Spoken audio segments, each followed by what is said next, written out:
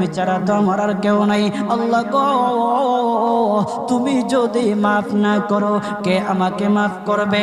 তুমি যদি মাফ না করো কে আমাকে মাফ করবে?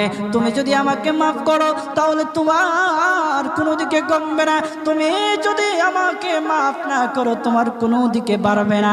আল্লাহ গো, তুমি আমাকে মাফ করে দাও। সারাটা জীবন অন্যায় কাজ করেছি, সারাটা জীবন নাফরমানি করেছি, আমার কাছে কালেমার দাওয়াত কম আসে নাই, আমার কাছে কালেমার দাওয়াত কম আসে নাই, আমাকে লোকেরা কম বোঝায় নাই। ওগো আল্লাহ, তুমি আমাকে মাফ করে দাও।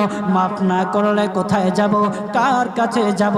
বাবা যখন মারে তখন মার কাছে আশ্রয় নেওয়া যায়, মা যখন প্রহার করে তখন বাবার কাছে আশ্রয় নেওয়া যায়, বাবা মা যখন প্রহার করে তখন দুনিয়ার কারো না কারো কাছে আশ্রয় নেওয়া যায়। ওগো